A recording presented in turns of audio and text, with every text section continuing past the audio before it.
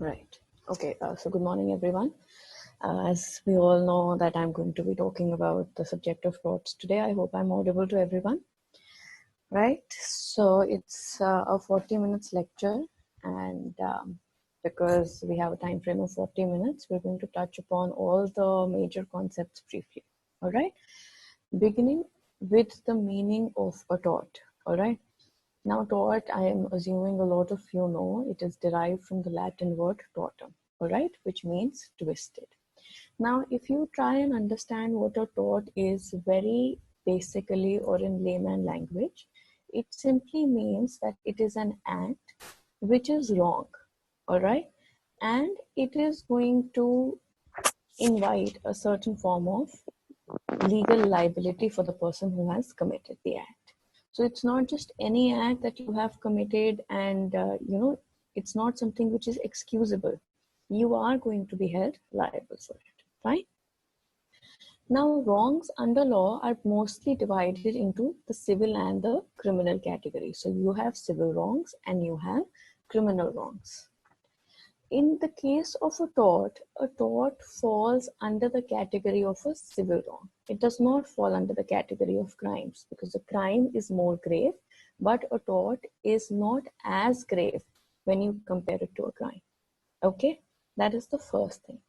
The second thing is, within the category of civil wrongs itself, we have an accepted definition of a tort, and that definition is that a tort is any wrongful act which is a civil wrong, but not exclusively a breach of contract or a breach of trust. So if you try and visualize it in the form of a table, you will have a tort falling under the category of a civil wrong, but something which does not fall under the category or in the watertight compartment of a breach of contract or a breach of trust. So if the act does not fall under any of these two categories, then it is automatically going to be a tort. I hope that is clear to everybody. So that is the basic definition of a tort. Now, if you try and break down this basic definition further, you have several elements or essentials of a tort. We can break them down into three, okay? So those three essentials are, firstly, that there has to be a wrongful act. Secondly, it has to result in legal damage. And thirdly, it should be redressable by an action for unliquidated damages. I'll explain all the three now. So the first ingredient says that there has to be a wrongful act. Now, you have to be careful in the sense that we cannot have a narrow construction of the word act. An act includes a positive act as well as an omission. So for example, if I throw a stone at somebody, it's an act, right? But I'll give you another example. Let's say I'm driving and I close my eyes while I'm driving. Now that's an omission. I should open my eyes and drive so that I can drive carefully. So when we talk of the first ingredient, it says there has to be a wrongful act, and the word act includes an omission as well. Okay. The second ingredient is that this wrongful act or omission has to lead to legal damage. Now, please ensure that you are minding the phrase legal damage and not just any damage. All right.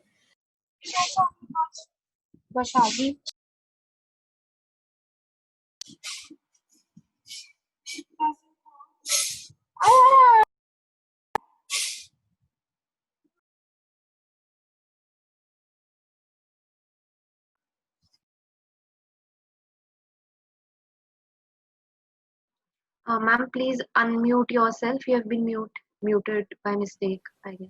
Sorry, is that fine? Yes. Okay, I'll just go through the essentials. I hope the first one was audible. That the first ingredient is that there has to be a wrongful act, which includes an omission as well. Okay, so a wrongful act is not just a positive act, but if you omit to do something which you should ideally be doing, which a reasonable man would do, that is also covered in the term act. So if you commit a wrongful act, and the second essential says such wrongful act leads to legal damage. Okay. Now this legal damage means that certain harm or injury has occurred, okay, which is recognized by law as damage. So what we are trying to say here is, we are not looking at any injury or harm which is a subjective injury within your knowledge only. It has to be recognized by law to be an injury. All right. And this aspect is understood by a maxim, which is injuria sine damno. Now, if you translate it roughly, means injury without. Now, injury here refers to the fact of violation of a legal right. So if, let's say, I commit a wrongful act or an omission which violates your legal right, even if it does not cause damage. Damage here means monetary damage or otherwise. Then also it is going to be actionable as a tort. So it is not necessary that my wrongful act or damage should simply cause a monetary loss to you. That might not be recognized by law as an injury. All right? What law recognizes as legal damage is something which is vested in you as a matter of right, and that has been violated due to the wrongful act of somebody. I hope that is fine. I will give you an example of a very famous case law, which is Bhim Singh versus the state of Jammu and Kashmir. Now, under this case law, what happened was, there was a person who was going to cast his vote, and he was wrongfully stopped by the authorities on the way, as a result of which he could not cast his vote. Now, when the results were declared, it turned out that the person who won the elections was the same person for whom this fellow wanted to vote, who was stopped. Now, if you look at the end result, there was no damage because the person for whom he wanted to vote won the elections anyways, right? But what happened was, there was injuria. That means his legal right was violated. His right to cast a vote was violated due to the wrongful act of somebody else. And what happens ultimately is, if this does happen, that in that case, the person has the right to redress this wrong by seeking damages from the person who committed the tort. All right. Herein, before we go on to the third essential, I would like to contrast the maxim of injuria sine damno with the maxim of damnum sine injuria as well, which means if damage has occurred, that means you have suffered monetary loss or some other loss otherwise, but it is not the violation of a legal right, then you shall have no remedy in law. Now I'll try and give you an example which I think you shall be able to relate with. All of us these days are highly present on social media. So let's take the example of, let's say, Instagram. Now you have a lot of followers on Instagram. Let's say I run my own page on Instagram in which I upload videos regarding the subject of torts. And another teacher starts another similar page and starts uploading similar kinds of videos. Now, if I have, let's say, 1,000 followers, this teacher, let's say, garners 5,000 followers. Now, this act of his has caused me damage because I have lesser followers now, right? But it has not resulted in the violation of any legal right of mine. Every person has the right to start such a page to garner more followers and undertake such sort of activities. So I hope the difference is clear to you now. So the first step, there has to be a wrongful act. It has to lead to legal damage, which means injuria sine damno. All right. And the third step would be, when such tort has been committed, such person who has been wronged, whose legal right has been violated, has the right to get it redressed by an action for unliquidated damages. That means amount of damages which have not been fixed by law otherwise. So depending on the harm which has occurred to me, all right, the court, when I go to the court can fix a certain amount of damages that should be allotted to me.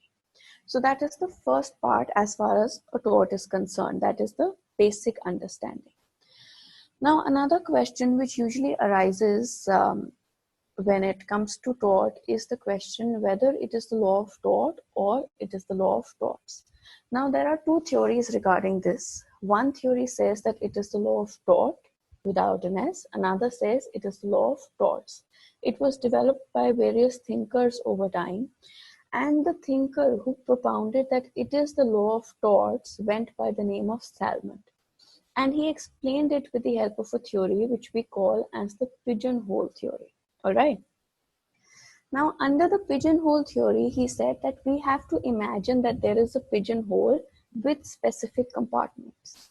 And he said, over time, we have come up with several torts. So if a wrongful act or omission, which results in legal damage, fulfills the criteria or essentials of these already established torts and fits into one of those pigeonholes, then it is fine. Otherwise, it shall not be considered under the law of torts at all. All right. So according to him, it was the law of torts where we had a specific exhaustive list of torts. All right. And if a wrongful act would fit into those, then it would be fine. But on the other hand, we had thinkers like Winfield who said it is not the law of torts, but the law of tort. And any wrongful act which fulfills the basic essentials that we just discussed, then it is going to be considered as a tort, and that person should get adequate remedy from a court of law. Now, in current times, especially if we look at the Indian judicial system, the Indian judicial system has favored the theory of the law of tort. All right. The theory of the law of torts or the pigeonhole theory has not been disregarded completely, but it has been considered as a narrow. All right. We have said that that theory is also right, but it is narrow in scope, and the theory of the law of tort is broader in concept, and that has what has been followed by the Indian judiciary. I'll give you an example of this when a particular point comes in our lecture today. All right. Now, moving on to the next concept. Once it has been established that a tort has been committed, the next step logically would be for a person who has been wronged to approach the authorities to get adequate redressal. Now, if I have been wronged, then I have the right to approach the authorities so that the wrong that has been committed against me can be redressed. I can get adequate damages. Then so does the other person or the defendant have the right to simply defend or put across his story as well, or his point of view as well, right? Because nobody, as we know, it's a principle of law that nobody should be condemned unheard. All right. So if I am alleging that somebody has committed a certain wrong against me, the court is not just going to believe me like that, and it is going to offer the other party or the defendant an opportunity to defend himself or herself also. Now, what happens in this scenario is that there are certain general defenses which are available to the defendant. Now, for every tort, there are certain defenses. I would not use the term excuses. It would be a very loosely used term. But defenses in the sense that if the defendant says that certain of these activities were, led to the ultimate culmination of the act, in that scenario, the defendant would be excused from any sort of penalty. Now, those general defenses are 8 in number, all right, beginning with the first defense. The first general defense is that of voluntary non-fit injuria. Now, for purposes of remembering, I would like you to focus on two terms, voluntary and injuria. Now, voluntary is very similar to the English word voluntary, and injuria is very similar to the word injury. Now, if you try and interpret these terms loosely, you can logically come to the explanation that if somebody has voluntarily undertaken or consented to undertake a certain injury, then later on that person cannot come up and say or claim that a wrong has been committed against me. All right. For instance, or for example, if let's say you go to, yeah, the most basic example is, for example, let's say you go to watch a football match, right? And you are sitting in the front row in the audience. And what happens is, while that match is going on, a player is playing, and in the reasonable course of events of that match, the football is hit and it lands in the stands and it hits you. Now, in this, you would have no right to proceed against the player. Why? Because you have undertaken the risk to suffer from such kind of harm or injury. All right.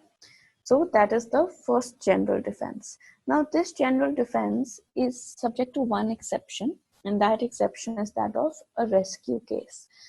Now, this exception says that if the defendant only does some act, the plaintiff does some act, let me go through that again.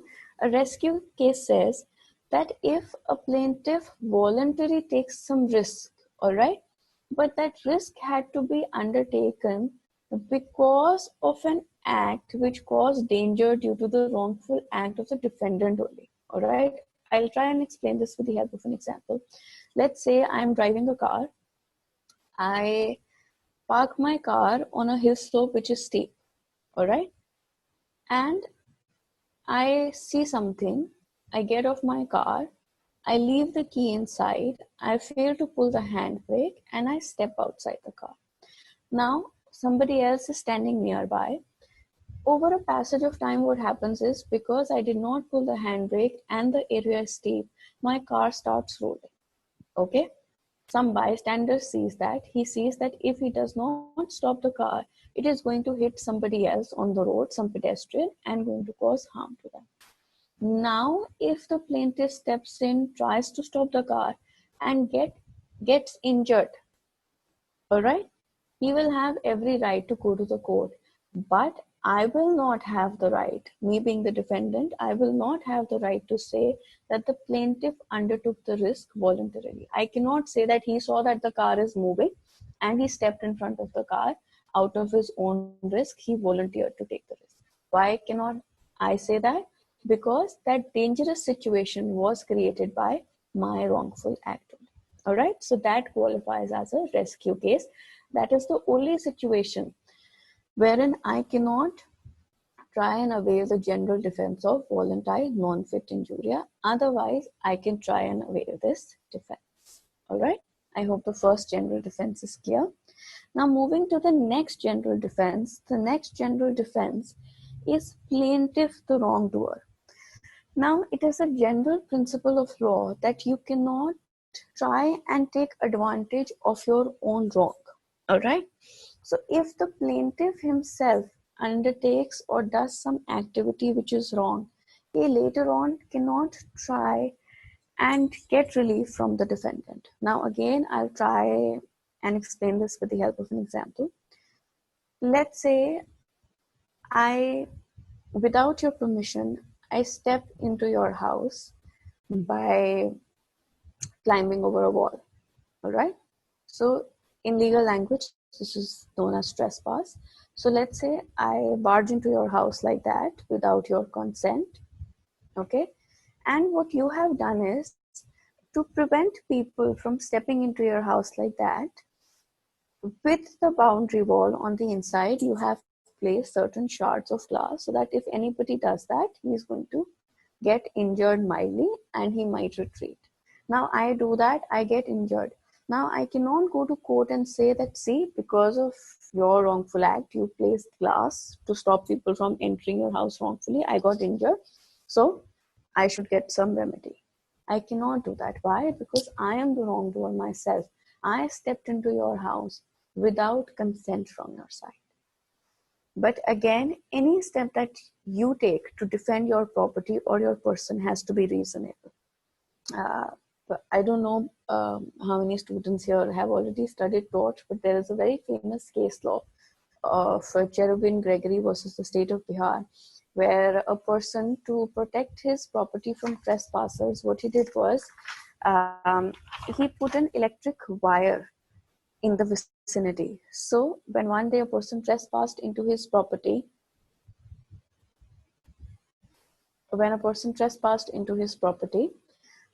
what happened was he suffered electric shock, all right?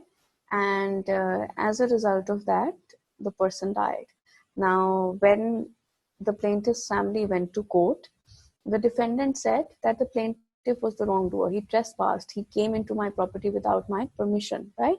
But he was not allowed to get away with it. Why? Because he had used excessive force. It was not reasonable. Now, okay, before I proceed further, I see a message from somebody who says, ma'am, can you please explain another language?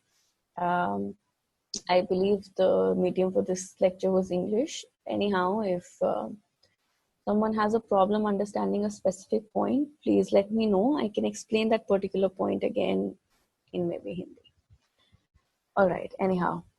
Moving to the next general defense. Now, the next general defense is that of inevitable accident. Inevitable accident, if you try and understand from the terminology, inevitable means something which cannot be anticipated or prevented despite taking reasonable care. All right. So no matter what I do, it is something which had to take place despite all care that I had taken from my side. All right. So whatever I do, okay. Again, I'll try and explain with the help of an example.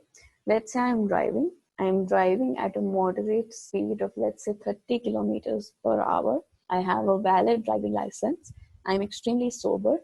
I am taking care of all traffic lights or traffic rules. All right. But suddenly what happens is I'm driving on a road, and on that road, some construction is taking place. Now, because of something which happens at that construction site, a boulder or a big stone comes onto the road. And because it suddenly comes onto the road, I have to change the course of my car so that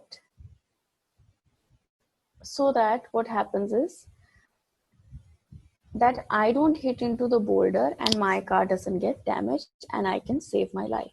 In that event, people coming behind me also get injured because I am driving in a straight row and suddenly what happens is that I receive an interruption. Now, if my course of driving gets interrupted like this, certain other people also suffer. But in this case, I have taken all reasonable care while driving. This event which happened of this big stone coming in my route is something which I could not have anticipated at all, and the accident is something that I could not have avoided despite the fact that I was driving carefully. So it is an inevitable accident. All right. The next general defense is act of God. All right. Now the act of God, again, act of God, it's self-explanatory, all right? So act of God means an act which is the result of natural forces. I would like you all to remember that it is the result of natural forces, all right? An act which is extraordinary, incapable of being anticipated again, but is the result of natural forces. For example, a flood takes place. For example, an earthquake takes place, all right? Now, if harm is the result of any of these acts, then you cannot proceed against anyone in a court of law, all right? Now, I'll try and give you an example again. Let's say I purchased a house, all right? The house was constructed by somebody, all right? And what happens is I shift into that house, earthquake takes place. Okay.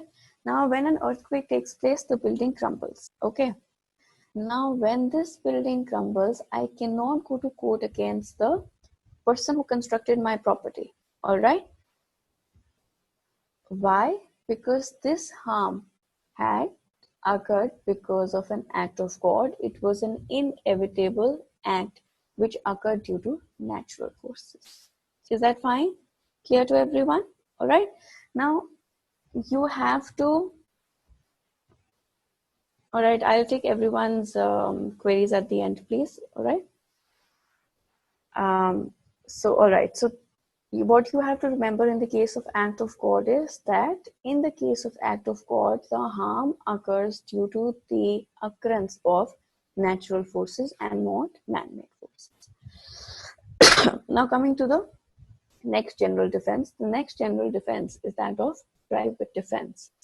Now, private defense means that if some harm is going to occur to my person or my property and it is imminent, it is immediate, in that case, I have been given the authority by law to take all reasonable steps to defend my person or property. All right. So, for example, let's say someone is coming towards me with a stick in their hand and they are going to hit me. In that particular circumstance, I also have the right to respond by retaliating to that activity. All right. I can also pick up a stick. I can also pick up a stone and throw it at that person so that I can save myself. Okay. Now, what happens in that case is if I am throwing a stone at someone who is coming to harm me and that person gets injured, all right, then I shall not be liable because I acted in private defense.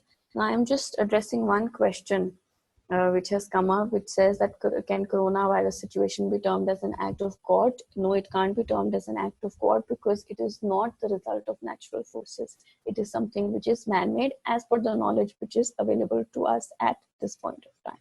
All right. Someone also asked about the difference between inevitable and act of God. They're completely unrelated. An inevitable accident can take place because of an act which is man-made. All right. It does not have to come from natural forces. All right. It can come out of natural forces. It can come out of a man-made activity. All right. It is something which is not anticipated. Whereas an act of God, again, it is not anticipated, but it is because of the working of natural forces only. All right. Now, yes. So we had come to we discussed the general defense of private defense. All right. Now,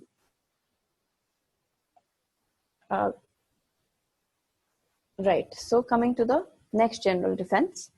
The next general defense is that of mistake. Now, mistake, again, it is self-explanatory, all right? And mistake simply means that something which you have not done maliciously or purposely, but it has occurred because of an honest mistake, all right? You might have honestly believed in something else. I will again try and explain this with the help of an example. Now, all of these examples that I am giving have been derived from landmark case laws, all right? So because of the paucity of time, I am not elaborating on case laws, but I am just giving you these examples so that when you go through certain textbook material or literature, you shall be able to understand those case laws as well. Now, coming to mistake. Okay, for instance, let's say a police officer comes to arrest a person by the name of X, all right? He does not know of the identity of X. He does not know how X looks like, all right? And he starts asking around. He knows the address. He goes to the address. He rings the bell and he asks somebody if X stays here and I have come from the authorities and I would like to talk to X. Now, the person who comes out is a friend of X. He is... Okay, I think it's going to get difficult for you to comprehend. Okay, let me just use the names Ram, Lakshman, and Sita. All right. So let's say Ram had to be arrested. I am the police officer. I go. I don't know how Ram looks. Sita comes out when I ring the bell of the house. And because she has some personal enmity with Lakshman, she points towards Lakshman and tells me that Lakshman is Ram. Now, because I have no clue about how Ram looks like, based on such knowledge, I go and arrest Lakshman. Now, Lakshman goes to court against me and says that I have violated his legal right. Now in this case, because I was acting under an honest but mistaken belief, I have committed an act which is wrong, but I have not done it maliciously, I have not done it purposely. So I shall not be held liable because it shall be covered under the general defense of mistake. Is that fine? Right? Then coming to the next general defense of necessity. We have two general defenses left. I would like to cover that before this session gets over. The next general defense is that of necessity. So necessity means that if you knowingly undertake an act which is going to cause harm, but you have done that to prevent some greater harm, in that case, you shall be allowed the general defense of necessity. Now again, I'll try and explain this with the help of an example.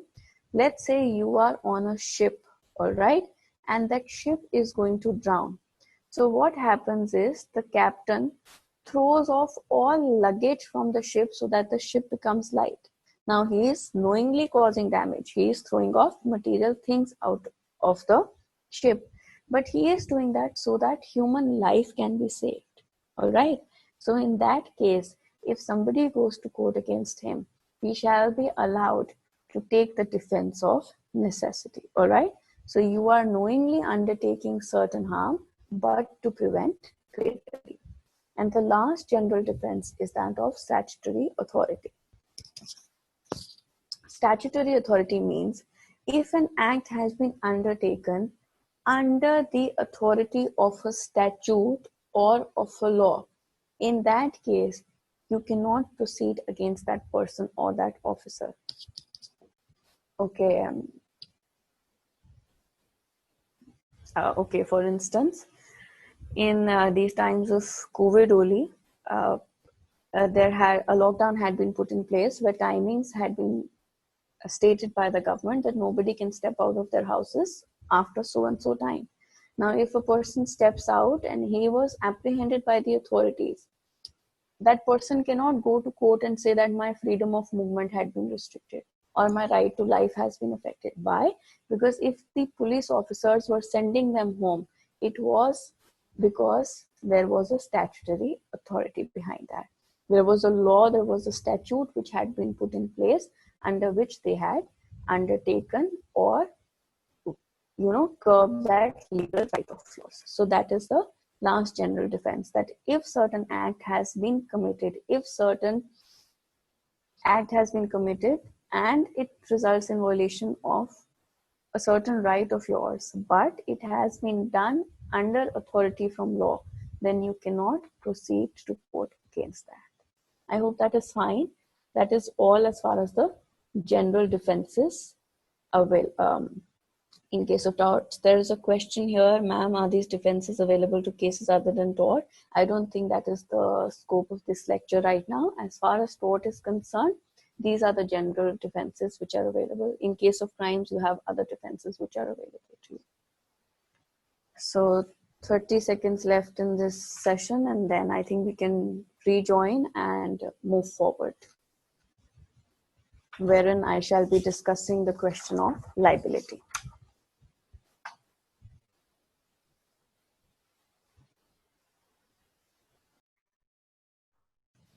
All right. Okay. So the general defenses. The next thing, or the next major concept that we should cover is the question of liability. Now, liability simply means, in very simple terms, it means responsibility, all right, or accountability.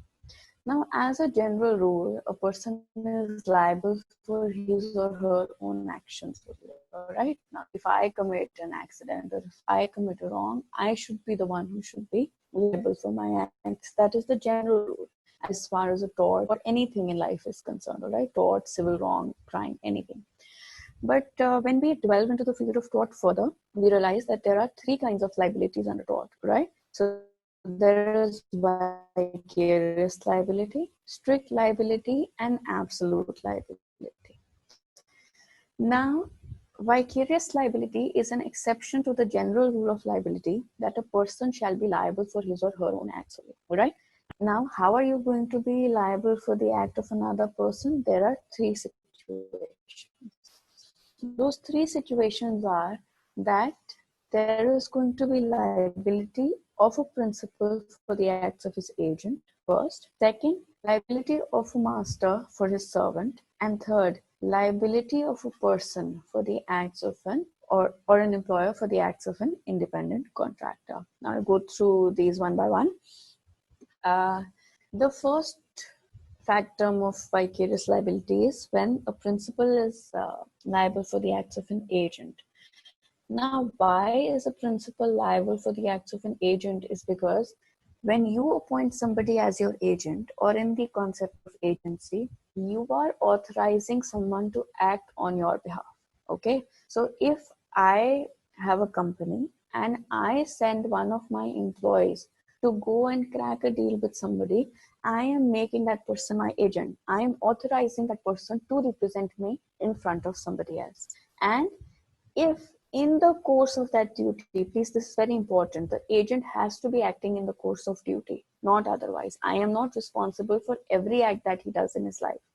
But if he commits a wrongful act or tort while in the course of duty, then the liability shall be that of the principal. That is, it is going to be my liability by virtue of the principle of vicarious liability. If you can go through this case law of SBI versus Shama Devi, it's a very landmark case law, right? Where a person, he opened an account for somebody, right? By virtue of being that, and because the employee, SBI's employee was a neighbor of this lady would just entrust cash to that person at his house only. That person misappropriated the money. But when the matter went to court, it was held that the employee of the bank was acting in his personal capacity when he was taking that money. He was acting as a friend. So the bank shall not be held liable. In that case, there is no relationship of principal agent established here. All right. The second case where vicarious liability is attracted is in the case of master and servant relationship. Now, in this case, the liability is fixed on the basis of the principle of respondent superior. That means a person who is in a better capacity financially is made the person who is going to answer in a court of law as far as liability is concerned. Now again, a master-servant relationship is established where I have complete control. Being the master, I have complete control over the act which is done by my servant and also the manner in which that act is done. So I will not only tell my servant that food has to be cooked, but I will also tell my servant how it has to be cooked. All right. And if I tell my servant to either do a wrongful act or do an act in a wrongful manner, these are two different things. Commission of a wrongful act or commission of an act in a wrongful manner. All right. In both these cases, which are committed in the course of employment by the servant, the liability is going to be mine. That is of the master and not of the servant. All right. It is only where the servant commits a certain act without the knowledge or the fault of the master, all right, or commits a wrongful act when I have expressly told him not to do so. In that case, I shall not be liable as a master, but otherwise I shall be liable. I'll again try and use an example. For example, let's say I have a certain bus, all right, and I tell the driver not to let anyone else drive at all. Only the driver should be driving the bus. But what the driver does one day is he tells the conductor to drive for a certain while, and in that duration, an accident occurs. Now, I shall not be liable even the master. Why? Because I expressly told my servant not to commit an act, right? Not to let anyone else drive. Now, even though this accident here occurred in the course of employment, but I shall not be liable. I hope that is fine. Again, the facts are derived from a very famous case law of Beard versus London General Omnibus. All right. So I hope that is clear to everyone. Another factor when it comes to master-servant relationship is that if I lend my servant to somebody temporarily, then which master's liability would it be? the answer to this question is whoever has control over the servant at that point of time. All right. It can be the temporary master. It can be the permanent master. Whoever has ultimate authority, that master is going to be liable. The third situation where vicarious liability is attracted is in the case of an employer for the acts of an independent contractor. All right.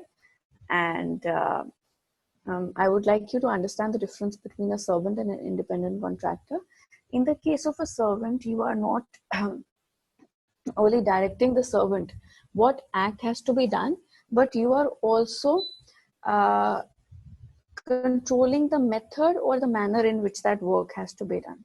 Whereas in the case of an independent contractor, you are only telling the independent contractor what has to be done, what has to, manner in which it has to be done is decided by the independent contractor himself. For example, if you hire a company to design the interiors of your house, you're only telling them, you're only paying them to design the interiors of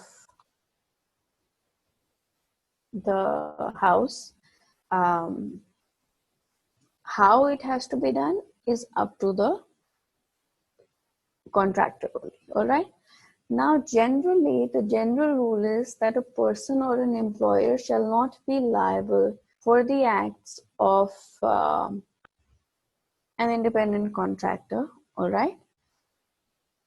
Except where the employer has himself authorized the independent contractor to conduct an act which is illegal, all right, or it is done on or near a highway, or thirdly, it attracts strict liability. I'll just go through these 3 points again so that you can understand clearly. So the general rule is that an employer shall not be liable for the acts of an independent contractor. Okay. Why is that? Because I am not controlling the manner of doing the work. So consequently, when shall I be liable? If I have authorized the doing of an act which is illegal. If I'm hiring an independent contractor to do something which is illegal, in that case I shall be liable. Or secondly, if I have hired the independent contractor to carry out an activity which is either on or near a highway. Now, why is that? Because the danger or the risk is very great here. Thirdly, if the situation is such that it attracts strict liability, I will elaborate on strict liability later. I hope that is clear to everyone. There are 2 other situations where vicarious liability is attracted. Those are in the case of partnership. Now, why in case of partnership? Because partners are considered to be agents of one another. So again, it's basically the principle of the idea of a principal being liable for the acts of an agent only. And the last point is vicarious liability of state. Now, the state generally is not liable for what it does, all right? But there is one exception to this rule now which has been recognized because of the fact that now the state is entering into commercial activities, all right? So when the state is undertaking a commercial activity or a non-sovereign function, a sovereign function is which is related to lawmaking, all right? A non-sovereign function is which is commercial in nature mostly. For example, let's say construction of roads, construction of buildings, all right? Running of railways. These are all non-sovereign functions. Now, in that case, if a tort occurs, then the state shall or can be made vicariously liable for the activities of its employees. I hope that is clear to everyone. That is all for vicarious liability. There are 2 other modes of liability. One is absolute liability, strict liability and absolute liability. We'll understand them in the same order only. Now, the principle of strict liability came up from the case of Rylance versus Fletcher. Now, the principle laid down in this case was that if somebody brings onto his land, please understand, I'll explain the facts also. if somebody brings onto his or her land something which is dangerous, all right, that dangerous thing escapes and it causes harm to the defendant, and the keeping of that dangerous thing was non-natural use of the land. So three things: you brought onto your land a dangerous thing, that dangerous thing escapes, and keeping of that dangerous thing was non-natural use of land. All right, you do not do that ordinarily. In that case, you shall be held liable under the virtue or the factum of strict liability. All right. Now, what happened, or why did this principle come up? Because what happened in this case of Rylance versus Fletcher was that a person, he started building a reservoir of water on his land. That is, he tried to store a very large, unusually large quantity of water on his land. All right. What happened was, when he made that reservoir, because of a certain defect or weak shafts underneath, the shafts broke, the water overflowed, and it went onto the adjoining land of his neighbor. All right. And the neighbor had mines on his land. All of that got spoiled. He went to court. All right. And because the gravity of the damage was so huge, the court refused to recognize any general defense and came up with the principle of strict liability. Herein the court said, because you brought onto your land something which was very dangerous, it escaped from your land, it was non-natural use of your land, you shall be held liable under law. I try and give you a very basic example. A lot of people keep dogs at their homes for security, all right? So you are allowed to do that. That is natural use of land. It's not very dangerous. But if I keep, let's say, a lion in my house for security, now it's a very dangerous thing. If it escapes, it is going to cause harm, and it is non-natural use of land. In that case, if that does happen, then I shall be made strictly liable. Now, there are only 4 exceptions to this rule of strict liability: act of God, plaintiff's own fault, all right? These 2 we have already discussed. The other 2 are consent of the plaintiff and wrongful act of third party. So wrongful act of third party is that if the dangerous thing escapes from my land due to an act of a third party, all right, which I have no knowledge of, then I cannot be made liable. And the 4th exception is plaintiff's consent. So if, for example, in the same example that I gave you, that I keep a lion on my property, if I talk to my neighbor and say, hey, let's keep a lion, my house will also be secure, nobody will try and enter your property also, and you being my neighbor agree, and then the lion does escape and it causes harm to you or to your property, then I shall not be made strictly liable. Now, coming on to the principle of absolute liability, the principle of absolute liability was propounded by Indian courts solely by Justice Bhagwati in the case of the Bhopal gas leak tragedy. Now, in this case, the court said that because the gravity of the harm is so huge, we cannot let the defendant get away by making use of the exceptions of strict liability. So if you are getting something onto your land which is so dangerous and it does cause harm, then you shall be made absolutely liable. You shall not have any exception available to you. Now, this is very pertinent when you have to understand the point of law of tort. This is why I told you in the beginning that the Indian judiciary favored towards the theory of law of tort and not towards the law of torts, because absolute liability was not established as a tort earlier, but the Indian judiciary only established it, all right, because it fulfilled the basic essentials of tort. There was legal damage, there was an act, omission, resulting in legal damage, and it was made redressable by unliquidated damages. I hope that is clear to everyone. That is all about liability. Now, the only other major thing that I would like to cover are certain specific torts which have been recognized under the law of torts over this long duration of time. So there are certain torts which are universally recognized. We can divide them into torts against person and torts against property. Right? Torts against person are more major.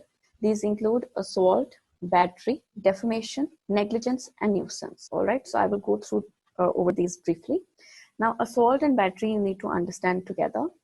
Assault means that if a person is undertaking a certain activity which raises an apprehension of immediate harm in someone else's mind, then that is assault. For example, if I am standing in front of you and I show you a gesture as if I am going to slap you, all right? That counts as assault. If I am standing so near to you that if I actually do that, you are going to get hurt or you are going to get slapped.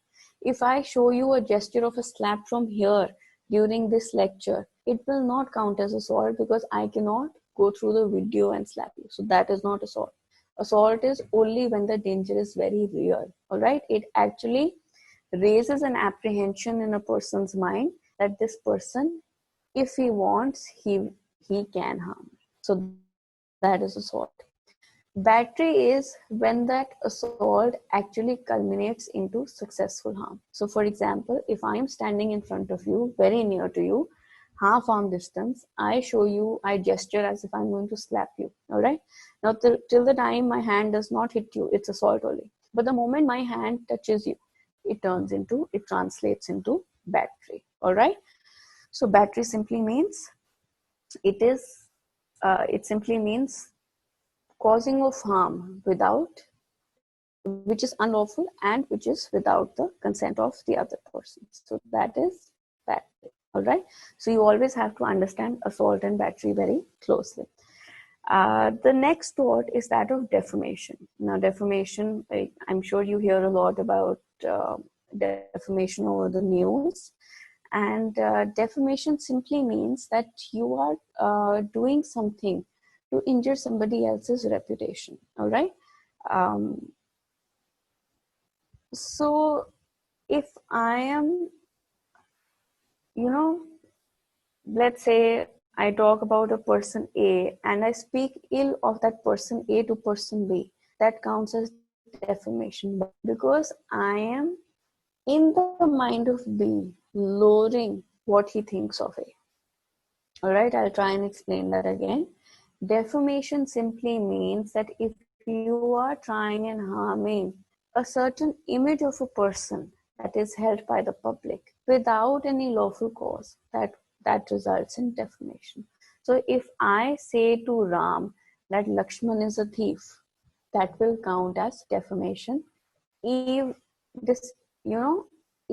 if Lakshman is not a thief. Now, Lakshman is not a thief. I'm simply trying to harm his reputation in the eyes of others. That counts as defamation. He can proceed against me in a court of law. All right. I'm just going to do away with the video because we've had an unprecedented power cut here. There's a storm coming and I don't want to run out of my laptop's battery. So defamation simply means that you are making a certain statement, all right, to harm somebody else's reputation. Now,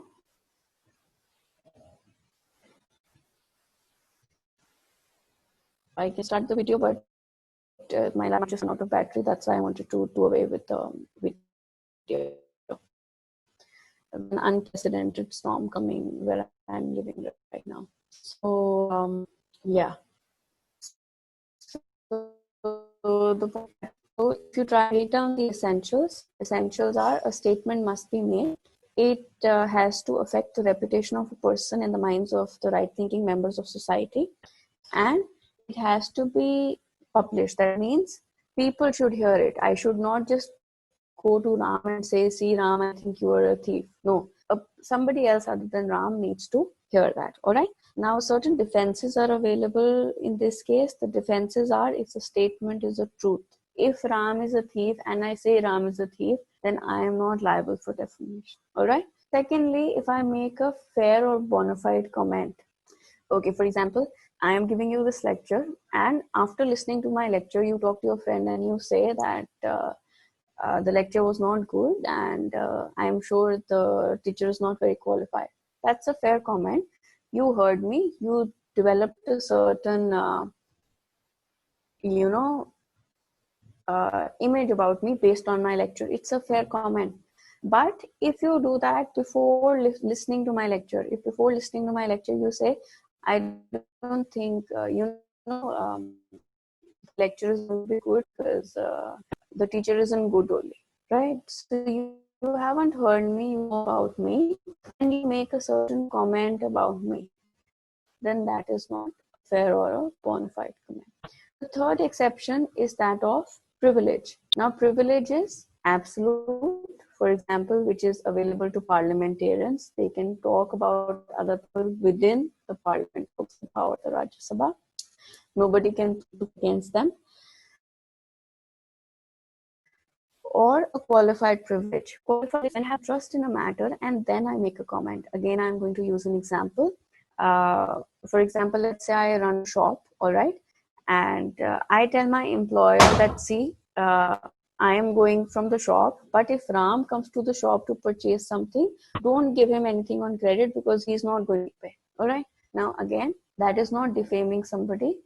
I am making the statement because I have an interest in that thing, all right? Because if my employer gives something to Ram on credit, I know I'm not going to get the money, all right? So that does not count as definite. The next tort against person, that is the tort of negligence. Now, negligence, simply, if you try and understand it, I'm going to again break it down into three essentials. Those essentials are that the defendant had a duty of care, a legal duty of care, all right? The defendant breached that duty. And thirdly, as a result of that breach, legal, damage has taken place to the plaintiff, all right? So three essentials. I have a legal duty to take care. I breach that duty. As a result of the breach, what happens is you suffer certain harm. In that case, you can proceed to court against me, claiming damages for negligence. Understand that with the help of an example. I am driving. I am under a duty to drive carefully. All right. I take several drinks and then I drive. So I am under a duty. I breach that duty. Because I breach that duty, I can't drive carefully and I crash into you and you go to the hospital. You can proceed against me in a court of law, claiming damages for negligence. I hope that is clear to everyone. Then coming to the tort of nuisance, all right? Now, nuisance, we use that word very frequently. Nuisance simply means where, because of the act of the defendant, there is an unlawful interference in the use or enjoyment of the plaintiff's land or property, all right? So nuisance again is divided into private and public nuisance. I'll try and explain both with the help of an example. Private nuisance, public nuisance is when the nuisance is being caused to the general public, a lot of people, all right? Private is when it is restricted to one person only. I'll try and explain both with the help of examples. For example, let's say outside my house, there is a road for the general public. I dug a hole in it. Now, everybody who has to go through that road is suffering problems. That is public nuisance. I am not letting you use the road. I am not letting the general public use the road. All right? Because of a certain unlawful act that I committed. It's public nuisance. Now, nuisance would be I start playing music very loudly at night. 2 a.m. at night, I'm playing music in my house. My neighbor cannot sleep. This is private nuisance. I am not letting you enjoy your property peace. All right? So that is nuisance. Coming to torts against property, there are three torts against property: trespass to goods, detenue, and conversion. All right? Trespass to goods is very basic. It simply means that you are trying to interfere unlawfully with the possession of somebody else's goods or property. All right? So, for example, you have a car, I start throwing stones at your car. All right? You have a pet dog, I start beating your pet dog. All right? All of this would amount as trespass to goods. And then you have detenue. Detenue means when you wrongfully detain somebody else's goods. For example, I give my wristwatch for repair in a shop, all right? I go there after a week. I pay the serviceman for the repairs, but the serviceman does not return my watch to me. All right. Now he is unlawfully detaining my watch. I have paid him for his services. All right. That is the tort of detenue. And conversion would be if in the same case, even uh, that person has no right to keep my property, and he later on sells my watch to somebody. All right, that would mount as the tort of conversion. I can give you another example for conversion. Let's say I'm going out of town. I have certain valuables which I leave with my friend, and I tell my friend I'm going to take them when I come back. All right, please keep them safely till then. And if my friend sells my valuables to somebody else, that would constitute as the tort of conversion. So that would be all from my side. If there are any questions. These are the basic examples, the basic concepts under tort. And when you're undergoing any test or a quiz, there is just one thing I would like you to keep in mind, that tort is very general, right? It is not like CRPC or CPC where you have technical concepts. If you do not know a concept, just apply common sense, right? What would a layman do? What does common sense say? So tort is not something which has come out of alien theories. It's something which we have derived from common sense only. Medical, yes, somebody is asking if I can throw light on medical negligence. See, medical negligence is just a specialization of negligence only, all right? So when negligence takes place within the field of medicos, all right? For example, you go to a doctor. Let's say I go to a doctor, I say I have stomachache, all right? And without going into the cause of stomachache, the doctor conducts a surgery on me. I have stomachache because I overate. But the doctor says, oh, we have to take out your kidney. Medical negligence. The doctor is conducting an operation. All right. He has a duty of care towards me. And the duty of care in case of medical negligence is very high. The risk of life is there. All right. Another example is a doctor is conducting an operation. He is not careful. He leaves a medical equipment inside my body. Medical negligence. All right. The duty of care in case of medical negligence is higher than in case of normal negligence. That's the major difference. Anything else? No, there is no act or code which can be referred to or read in tort. Tort is developed out of normal general occurrences. So you don't have a, let's code of, or you have PCC, you don't have like that in case of tort. It's court made only. Anything else?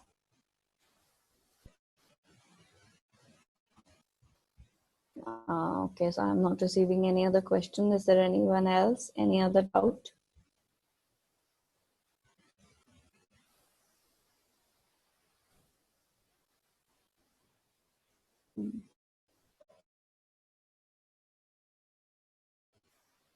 The question, can I talk to the host, please? Yes, ma'am. Yeah, so do you want to wait for some while? There doesn't seem to be any other question. Ma'am, we can end. All right, so best of luck to everyone. Thank you. Ma'am. Thank you.